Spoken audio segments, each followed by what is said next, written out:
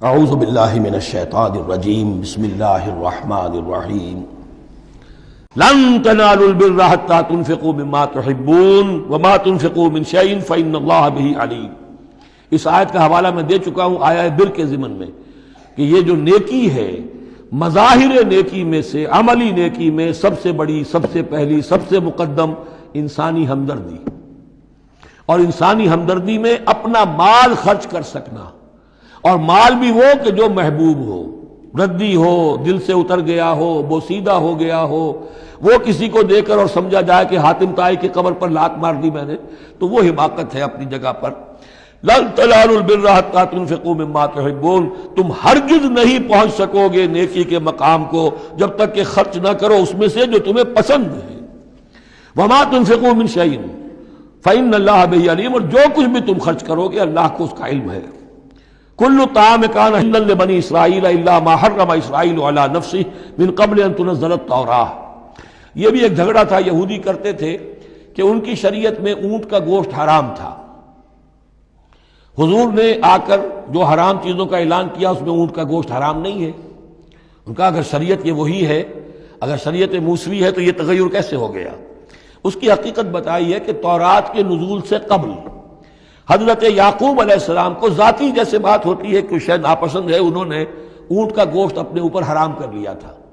جیسے حضور نے اپنی دو ازواج مطہرات کی دلجوئی کے لیے بعض چیزیں جو حلال تھیں ان کی قسم کھا لی، یا ایھا النبی لما تحرم ما احل اللہ لک تبتغی مرضات ازواجک، یہ چیز ان کے ہاں روایت کے طور پر چلی آ رہی تھی۔ تو اللہ نے فرمایا لاؤ تورات اور دکھاؤ کہاں لکھا ہوا۔ تورات کے نزول سے پہلے یہ شکل حضرت یعقوب علیہ السلام کی تھی، اس کی تم پیروی کر رہے ہو۔ تو کھانے پینے کی وہ چیزیں جو اسلام نے حلال کی ہیں، کل طعام کان حلا لبنی اسرائیل، وہ بنی اسرائیل کے لیے بھی حلال تھی، الا ما حرم اسرائیل علی نفسہ، سوائے ان چیزوں کے کہ جنہیں حرام ٹھہرا لیا تھا اسرائیل، اسرائیل سے مراد حضرت یعقوب اللہ کے بندے عبداللہ، علی نفسہ ہی، اپنی جان پر، من قبل ان تنزل التوراۃ، اس سے پہلے کہ تورات نازل ہو۔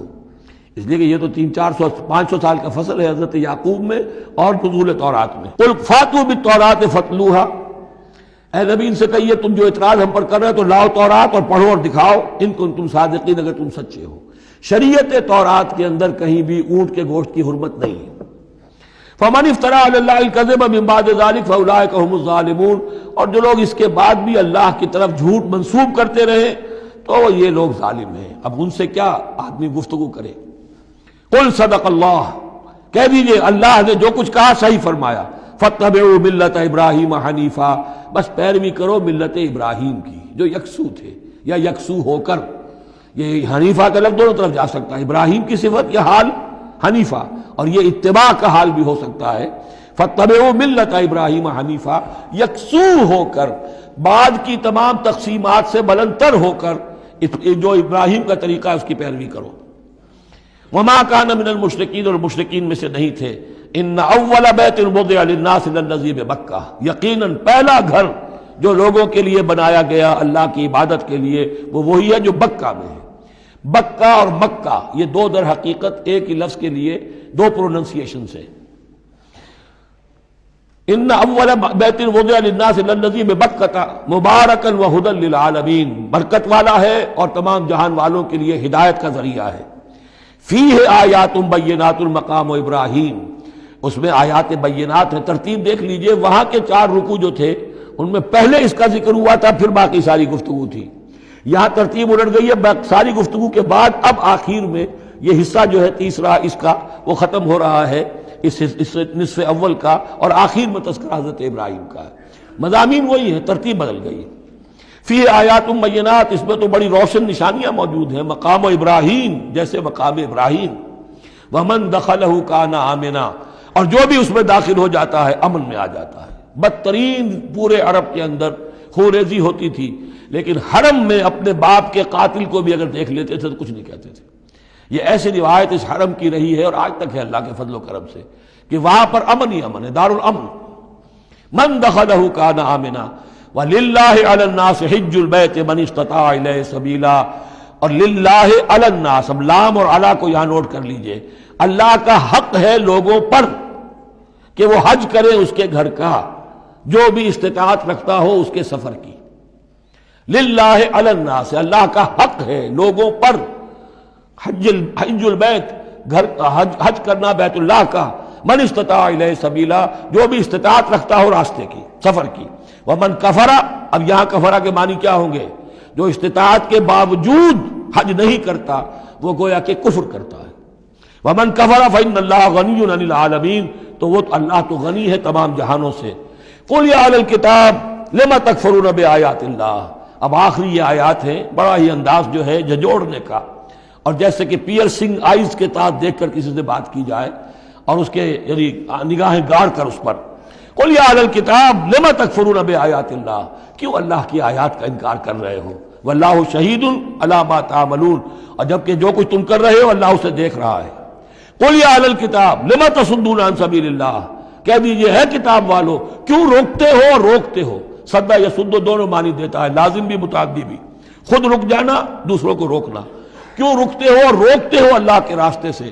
من آمنا، جو ایمان لے آتا ہے، تبغونہا عوجا، تم اس کے لیے ٹیڑھ تلاش کرتے ہو، سازشیں کرتے ہو کہ صبح کو ایمان لاؤ اور شام کو کافر ہو جاؤ، تاکہ یہ ایمان والے جو ہیں ان کے دل میں بھی وسوسے اور دغدغے پیدا ہو جائیں۔ من آمن تبغونہا عوجا، تم چاہتے ہو کہ وہ بھی کج راستہ اختیار کر لے، وانتم شہداء، اور تم خود جانتے ہو جو کچھ کر رہے ہو۔ وما اللہ بغافل عما تعملون، اور اللہ غافل نہیں اس سے جو تم کر رہے ہو۔ لیکن ان تمام سازشوں کے جواب میں اہل ایمان سے کہا گیا یا ایھا الذین آمنوا ان تطیعوا فریقا من الذین اوتوا الکتاب یردوکم بعد ایمانکم کافرین، اے وہ لوگوں جو ایمان لائے ہو، اگر ان اہل کتاب کے ان کسی گروہ کی تم پیروی کرو گے تو یہ تمہیں لازماً لوٹا کر لے جائیں گے تمہارے ایمان کے بعد، پھر تمہیں کفر کی حالت میں لے جائیں گے۔ وَكَيْفَ تَكْفُرُونَ، اور سوچو تو صحیح کیسے کفر کرو گے، کیسے اس راستے پر جاؤ گے۔ وَأَنْتُمْ تُتْلَىٰ عَلَيْكُمْ آیَاتُ اللَّهِ، جبکہ تم پر اللہ کی آیات پڑھ کر سنائی جا رہی ہیں۔ وَفِيكُمْ رَسُولُهُ، اور تمہارے اندر اس کا رسول موجود ہے بنفس نفیس۔ اس سے آپ اندازہ کیجئے کہ علماء یہود کا کتنا اثر تھا۔ اوس اور خزرج کے لوگ بڑے مرعوب تھے، چونکہ یہ ان پڑھ لوگ تھے، کوئی کتاب نہیں، کوئی شریعت نہیں، کوئی قانون نہیں۔ یہ لوگ صاحب کتاب تھے، صاحب شریعت تھے، ان کے یہاں علماء تھے، تو مرعوب تھے۔ لہذا یہاں جو اوس اور خزرج کے لوگ اسلام لے آئے تھے ان کے بارے میں اندیشہ ہوتا تھا کہ کہیں ان ساری ریشہ دوانیوں کا شکار نہ ہو جائیں۔ وَكَيْفَ تَكْفُرُونَ وَأَنْتُمْ تُتْلَىٰ عَلَيْكُمْ آیَاتُ اللَّهِ وَفِيكُمْ رَسُولُهُ، کیسے کفر کرو گے تم جبکہ تمہیں اللہ کی آیات پڑھ کر سنائی جا رہی ہیں اور اللہ کے رسول تم میں موجود ہیں۔ وَمَن يَعْتَصِم بِاللَّهِ فَقَدْ هُدِيَ إِلَىٰ صِرَاطٍ مُسْتَقِيمٍ، اور جو اللہ سے چمٹ جائے اس کی ہدایت ہو گئی ہے صراط مستقیم کی طرف۔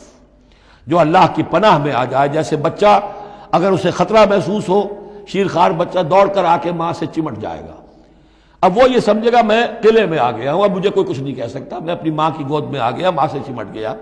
اسے کیا پتا کہ کوئی درندہ صفت انسان اسے کھینچے ماں کی گود سے، اچھالے اور کسی بلم کے اوپر کسی نیزے کی انی کے اندر پرو لے۔ ایک بچہ یہ سمجھتا ہے کہ میں ماں کے پاس آ گیا تو بس میں اب پناہ میں ہوں۔ ایسے ہی من یعتصم باللہ، جو اللہ کی پناہ میں آ گیا، فقد ہدی الی صراط مستقیم، اس کی ہدایت تو ہو گئی سیدھی راہ کی طرف۔ اللہم ربنا اجعلنا منہم، اللہم ربنا اجعلنا منہم۔ صدق اللہ العظیم۔